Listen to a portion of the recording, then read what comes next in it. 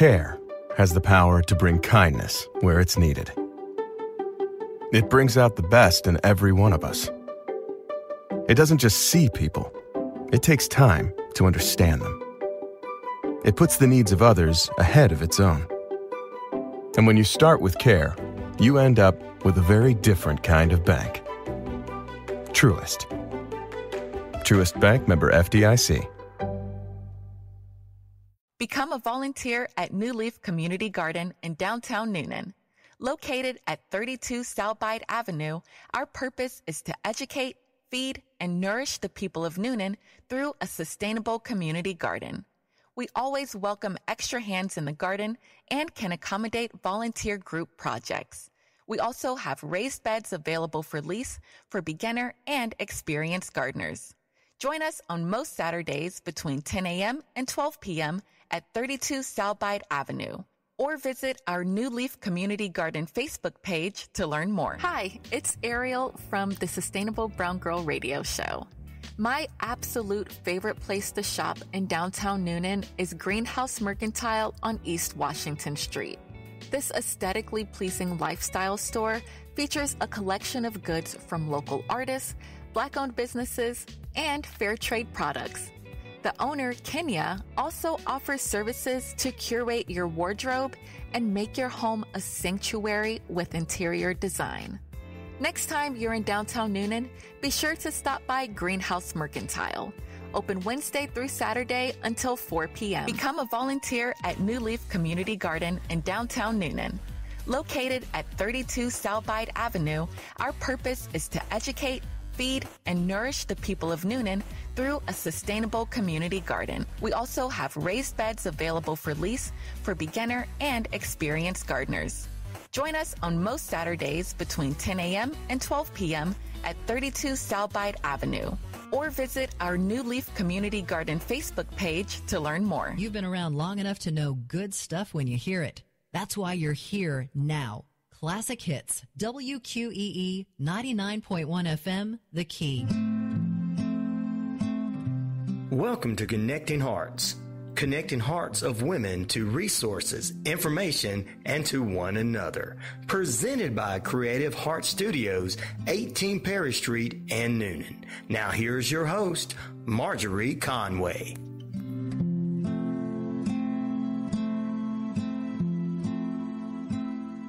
Hi, this is Margie from Creative Hearts Studio, and this is the Connecting Hearts Network broadcast. I am very excited to tell you that our results from International Women's Day is spreading the news about this network all over town, so women in Coweta County can find out that we're here accessible to them and what we can do to help them and get feedback. Then this next week, we're going to be in Gypsy Junkers, and I'll tell you a little bit more about that later. But you can pick up information. If you see somebody running around with a red bag, ask them, please give me one, because you will like what's in it. I've mentioned several times on our blog and other things that just for the start of this in January, God has brought many special people across. I'm getting to spend time in conversation with people that has a heart like mine and really wants to help the women and children of our community. So today, our special guest is Linda Kirkpatrick from Family Patterns Matters. Hi, Linda. How are you doing? I'm doing awesome. How are you? I'm great. I'm excited to talk about your projects, and I hear that you had something great going on last night. You want to tell us about it? Yes. Well, COVID has kind of put a damper for the last 2 years, and Family Patterns Matter. Our purpose is to address issues that youth have to finding their success. Yes. And it can be kids from 11 to 17, and we bring them all together in what we call Youth in Action. We listen to what they have to say, and then we determine what we need to do to help them, or to help them figure out what they can do to make their life easier. Right. Of course, parents have to be part of this scenario as well, and we invite our parents to come to the meetings if they need to, if they feel comfortable being there. The kids so far have not had a problem with parents being there, which is awesome. That's great. Because one of the things they did say is adults in our life don't listen to us. Right. I understand that. Yep. They're too busy. They brush it off. They say, that's just you kids of today. That's just youth. But we know that it's more than that, and they need to be heard. Absolutely. I've worked in classrooms in middle school and ran a daycare center, children's ministry, and I get the same thing from the kids that I'm talking to. They don't believe that they're being listened to. A lot of times they feel like they're the only one that's going through anything that they may be going through. Absolutely. Yeah. Absolutely. And one of the big topics is bullying. Oh, right. And, you know, a lot of the kids that we have are those kids that don't fit in. Mm-hmm. And that's our target. We want them to fit in. So they fit in Family Patterns Matter. And they fit in the youth group, and they can come and they will be shy. But the next thing you know, they're blossoming, they're raising their hands, they're talking. And getting back to last night, we were gifted a lot of hamburger meat. Oh. So we did a grilled hamburger dinner. And me, in my ultimate wisdom, forgot the hamburger meat. Uh-oh. So, no hamburgers. You know, so I had to call my husband, and he graciously brought the meat. And it was 30 minutes from where we live to where we have our meetings. But it was great. So we started out with vision boards last night. And we do that frequently because we want to know how our kids are doing. Right. What they're doing. If they have questions, we answer them. And so they did the vision boards, and then after that, we laminated them so they could take them home and put them on a bulletin board or next to their bed or something. But they were so interactive, and that's what we want. They build teams. A team leader will, just say, okay, I can handle that, and then he gets this little team behind him or she, and they do wonderful. They ask questions throughout the meeting, and our meeting is only for an hour and a half, but sometimes that's even too long. You know? Oh, right. It's hard to keep attention sometimes if they're not there. Yes. I know our children's ministry, I do the middle schools on Wednesday nights, and boy, they were wired. It was really difficult to get their attention. So we finally had to adapt. And we were talking about Jesus, and if it was social media in Jesus' time, how viral would his videos go? Wow. And so we had them do an impromptu unboxing, which was Kool-Aid, but, it worked. But sometimes you just have to be flexible when you're dealing with the kids, yeah. Yeah, and what we'll do is, because of the lateness of the hamburgers, we started the vision boards first, and then we completed the vision boards. And you can see when they're getting antsy. Mm-hmm. So our next thing was, we're going to be doing a vegetable garden. Oh, wow. So I read them a little story, not the whole thing. We're going to do that all along. The Curious Garden. And if you haven't read it, it's awesome. Even though it's meant for younger children, it's great. And we told them, this is why we're doing it, and we're doing it because we want you to be part of the planning, a part of the building, part of the cultivating, the harvesting, the cooking, and then giving vegetables to those in need. So they all understood that. We told them about how we could make fertilizer by taking a banana peel and putting it in water, and when the water turns brown, you take the banana peel out, you pour that in a jug, and then you do another banana peel. That gives potassium. Oh. Then the other thing is saving your coffee grounds. I knew the coffee, but I didn't know the banana peel. And I think eggshells as well is one of them, and so we've asked them to save all of that, and we're going to start that next month. Great. And, we're asking for donations, of course, for the garden because we are a nonprofit. And we've got a couple of the Lowe's and actually Home Depot. I don't know if I can say that, but they're helping us. And then we have great volunteers with Family Patterns Matter. So, it's just seeing the kids open up. I have a passion for kids. I love working with them. Just to see them blossom. Some of our kids have been with us since they were like 6 and 7 years old. Wow. Yeah, and now they're 13 and 14. That's great. And just to watch the different stages of their life. Most of them are being raised by grandparents or single parents, and but they come and they're happy. We help them if they're doing poorly in school. We offer free tutoring, and it's one-on-one because we believe that if you get to know the child, they're going to open up. You're going to figure out how they learn, because we know all kids don't learn the same. That's true. I know that as I've dealt with kids in the classroom and this, you have to do everything to hit all the learning styles for them to be able to pay attention. And like you were talking about, when you can tell if they're getting antsy, you move on to something else. So that is just great skills to have when you're leading them. Not everybody likes to deal with children. I know one lady I've talked to recently says she'll do art therapy with anybody, but not any kids if she can help it. My biggest thing, and yes, I serve women in what I'm doing, but I expect adults to act like adults and kids to act like kids. I don't expect the adults to act like the children. Yes, that is a problem. So it's a little easier dealing with the children, because even if they have the behavior, you know that something's under it, but that's where they're at. They're just not mature enough past it. Right. And what we know, children learn from their adult role models. So if there is not a great role model or a father figure within the household, we don't try to become that parent or whatever, but we try to give them the guidance that they need. We have a couple of our board members are mentors, and they just do things like taking the kids out for lunch or to the movies, or just a talking day for about an hour or something, just so they know somebody cares about them and will listen to them. And that's so important to our kids today, because they truly are struggling. They are. Just talking with my 13-year-old granddaughter, they have so much more they're exposed to than we ever were when we were growing up. Yeah. And what they're taught in schools. I mean, everything, when we have a conversation, I'll say, why do you believe that? She says, well, that's what they said at school. And then we'll talk about her own values and beliefs. Right. And it's important that they have somebody to do that with. Well, and they need to understand that you don't have to be the one that shines and does everything, and you definitely don't want to be a follower. Excuse me, because you need to be you.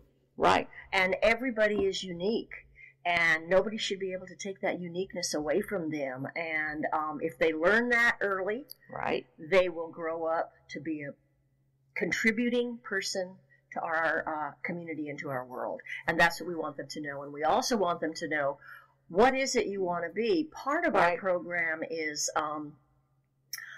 teaching them and helping them understand that what's going to happen after high school.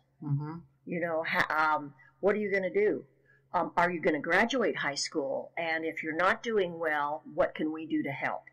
A lot of kids aren't a good fit for college, but we're going to be introducing technical skills to them, and we're going to have somebody coming to talk to them about that. We try to hit on the topics that we know are important to them, but they can't be boring. You know, there has to be interaction. Everybody that comes to speak, I say, you know what, don't be monologue. Don't be, this is what you have to do. Interact with them and hear what they have to say. You know, in April is Financial Literacy Month, and we have someone coming from Ameris Bank to teach them about financial literacy. And I've told them, now, it can't be boring. You know, it's got to be fun. All right, I need to come to that class. What's the date? We haven't set the date yet. But, you know, it's like nobody wants to learn about finances, but the thing of it is, most of our kids are from low income. And they know how difficult it is for their parents to make the ends meet. So we try to teach them, hence the garden. This is a way to get fresh vegetables and not have to pay the outlandish price that we're having to pay in the grocery store. You know, if you can do a menu, you can do it on a budget.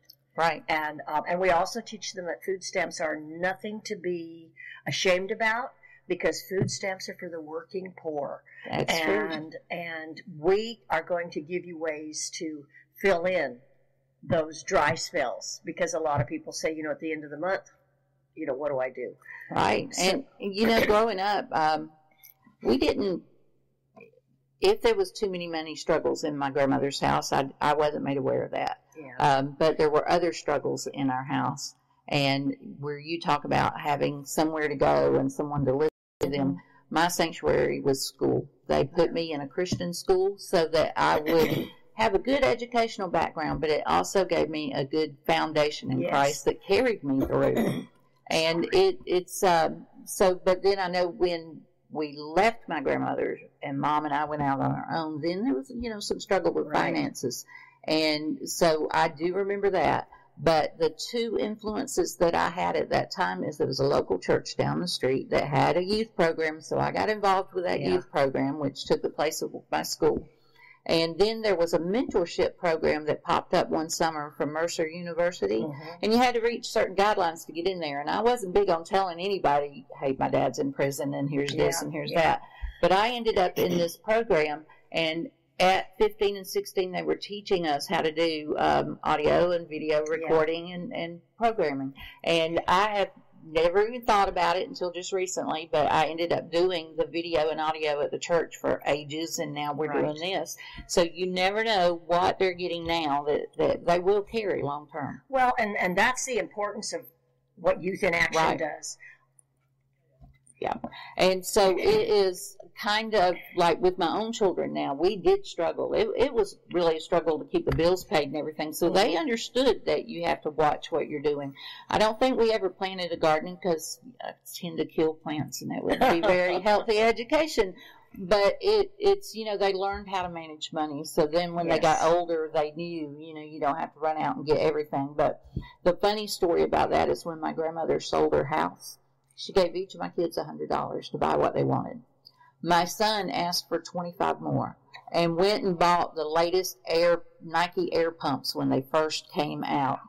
My daughter took her 100 and she bought this pair of tennis shoes and this doll and this, and then she got a lot more for her money than he did. And within a week, his tennis shoes were broken because they wouldn't pump up anymore. Wow. So they had to learn things like that. Yeah. Well, part of what we're doing is we're exposing our kids to a lot of different things. We have a little farm that we're going to go to part of the summer, and we're going to have a picnic there, and the kids are going to interact with, the animals and nature.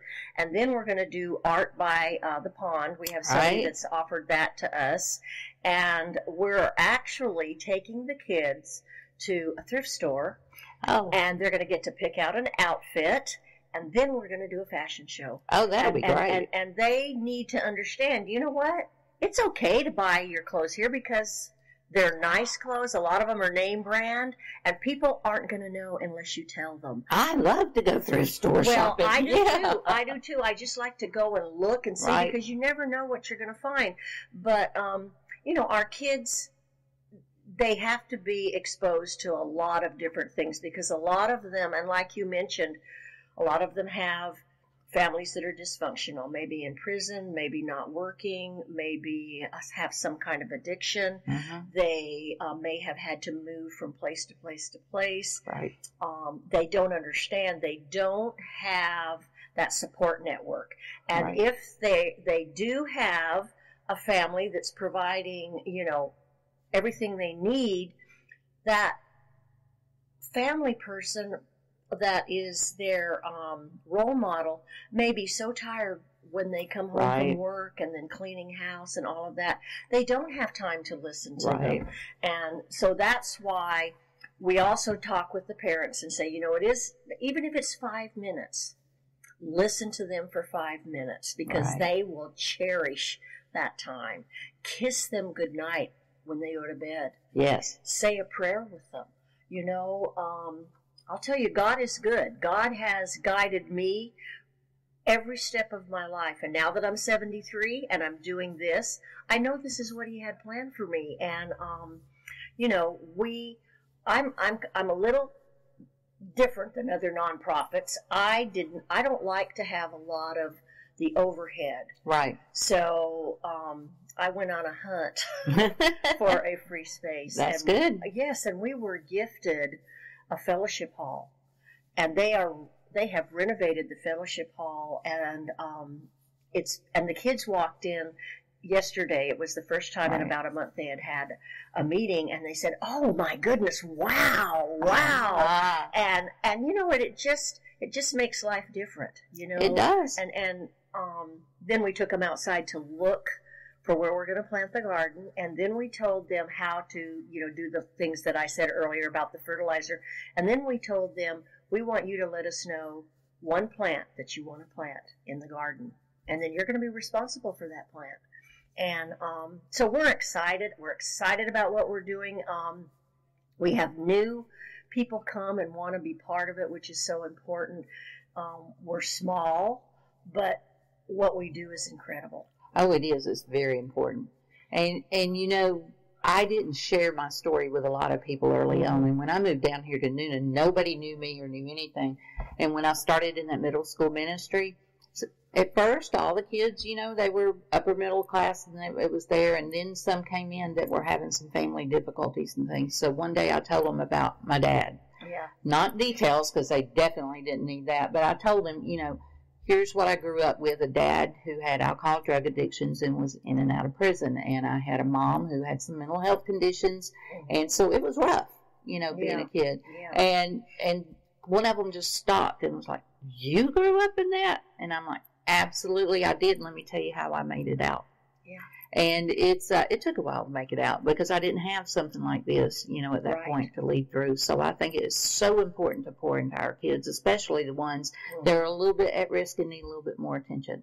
Well, they do. And we have a couple of things we do throughout the year, but one of our biggest things is Christmas for the children. Oh, yeah. And we make sure that those kids that their parents haven't signed up for, a lot of the gifts that are given out in the community, haven't done that, and then we give the kids something that they have asked for. Now, they never ask for the real expensive things, but they have asked for bicycles, which I say, yes, they're going to be outside riding them, but don't forget the helmet. Right, absolutely. And it's wonderful. Last year, because of COVID and the tornado, we helped 150 children. Wow. And that was, I think it was, probably just 50 families, but they wouldn't have had anything. And, and just for them to be able to, even if it's just a stocking full of stuff, we want them to have something and say, "Hey, I'm not forgotten." Right. And it's important. You're saying, that was just 50 families. It wasn't, that many families or anything, but I think every little small ripple goes out and beyond what we do. Well, that's what we say. The ripple in the pond carries on forever. And we say, if you're in a child's life, even for a short time, they're going to remember. And even if they go down the wrong path for a little bit, they're going to remember that somebody cared about them. That's true. And it is so important to our kids today. I mean, just watching them struggle with life, it breaks our heart. But my volunteers are incredible. I have to say, my son came and did the hamburgers for us last night. Oh, that's a good help. Oh, yeah. And he said, "Mom, how could you have grilled these hamburgers and done everything else?" I said, "Michael, that's why you're here. God is good." That's it. Absolutely. And he said, "I had so much fun doing that." And I said, "Well, I thank you so much for coming. I have 7 children. So, I was blessed." Oh, yes. Many, many blessings. Yes, yes. And all of my kids are incredible. And the one thing that we taught our kids was be kind. Absolutely. Be kind, be kind, be kind. And that's what we're teaching these kids. And then the next step is be respectful of others. Let them know that they are important, because we're letting you know you're important, and we expect you to carry that out. And if they could see me, I'm nodding my head yes, because that's what I even tell the adults that I deal with. We need to be kind, and we need to be respectful of others, because I think it's a lot of what's wrong with our society now. Well, it is, and when the parents do come, it's great for them to see the interaction. Right. And then they know, hey, I really do need my kids to be here, because it's different. We're different from a lot of groups. It's free. We offer guidance, and we offer speakers, and we offer just I can't even go into the plethora of things that we do. In fact, I'm having a planning session after this to plan our next few meetings. And we don't want our kids to be bored. Right. We don't want them to feel singled out. Right. We don't want them to sit alone. Right. And we explain to them, if you see somebody at school that's by themselves, just even if it's just say, hey, how are you doing? Or can I sit with you? And then tell them about our group. Because we want our group to grow. I mean, it's big, but we want it bigger. And how do you get referrals for the children? How do they find out about you? You know what? I think social media and kids may mention it, and the school knows about us because we contact the schools. We also work with the Department of Juvenile Justice, and we work with public housing. And we just, some of the kids, like I said, the schools have sent them, they know we have tutoring. So that's kind of how they come. Or they hear about us. If they see us in the newspaper or something, they will call us. But it's just incredible. We want our kids to be successful, and that's why we do this. And even, our philosophy is one child can change a generation. Absolutely. And that's part of our mission statement, changing a generation. Working with the parents makes the children's homes healthier. Right. And that's what we're striving for, healthy homes. And like I said, it's wonderful. We have visitors come and see us all the time. And I had a Pastor Jimmy Ellison came from Noonan City Church. Okay, I knew the name somewhere. Yes, and he said, wow, Linda, wow. And I said, thank you so much for coming. I said, more people need to know about us. And I said, just tell people what we're doing. Let them know that we care. And that is very important. I know I have seen you on social media. I've heard about Linda Kirkpatrick a long time before I ever met her, but we have a mutual friend that introduced us. And, I do want to get involved and help, but if you have people that's listening that wants to know how they can help you, what can they do? They can they can actually go to our website, which is familypatternsmatter.org. Okay. Or they can email us at familypatternsmatter@gmail.com. And remember, there is an S behind patterns, but not behind matter. And, or, they can call me, 404-9024. We love volunteers. We love people that want to help us. We are having a fun fundraiser on the 31st, which is at what's it called? Black Bear Axe Throwing. Right. Yes. And my husband and I will be there. Yeah. We do very small fundraisers, but it's for two reasons. To help people know who we are and to raise a little bit of money to help with what we're doing with our youth and their families. Oh, and that's invaluable. There could not be enough money to make up for what you're investing in these children. Right. So personally, I really respect that and appreciate it so very much.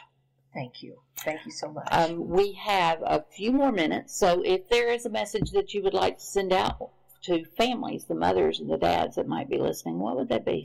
It would be, there is someone out there who cares. Mm-hmm. Don't be afraid to ask for help. Absolutely. And most of all, love your children.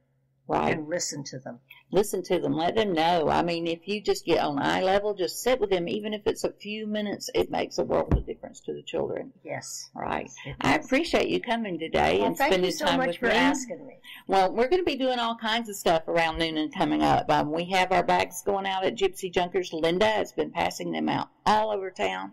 We have some bracelets in Creative Heart Studios Matter, so when you purchase one of them for $15, the money goes straight to Linda for this. I'm going to ask her if she has any list or an Amazon wish list or anything that's going on that she needs that she lets us know, and we'll post about that to see if we can get it up. Thank you. And just like I tell you all the time when I end this broadcast, is I'm on the corner of Spring and Perry Street inside Happy Life, and some people not quite sure where that is, but you go to Perry Street and open those doors and yell Margie, and eventually I'll come out and say, here I am, what do you need and how can we talk to you? Thank you for listening to us today. I appreciate it so much, and we'll be back next week. Thanks for tuning in to Connecting Hearts with Margie Conway. Connecting hearts of women to resources, information, and to one another. Presented by Creative Hearts Studios, 18 Perry Street, here in Noonan. 404-528-8461. Until next time, have a wonderful day. I'm Tracy Brooks. Hurry in during Ram Truck Month, where you'll find J.D. Power's #1 brand in new vehicle quality in 2021. And right now, get 0% financing for 72 months on the 2022 Ram 1500 Bighorn Crew Cab. For 2021 J.D. Power award information, visit jdpower.com/awards. Not compatible with any other offer. 0% APR financing for 72 months equals $13.89 per month per 1,000 finance for well-qualified buyers through Chrysler Capital, regardless of down payment. Not all buyers will qualify. See dealer for details. Take retail delivery by 3/31/2022. Excited for a road trip? Start it off right with auto coverage from American Family Insurance. J.D. Power ranked us #1 in customer satisfaction with the auto insurance shopping experience among mid-size insurers. Get a quote at amfam.com. American Family Insurance. For J.D. Power 2021 award information, visit jdpower.com/awards. American Family Mutual Insurance Company, SI and its operating companies, 6000 American Parkway, Madison, Wisconsin.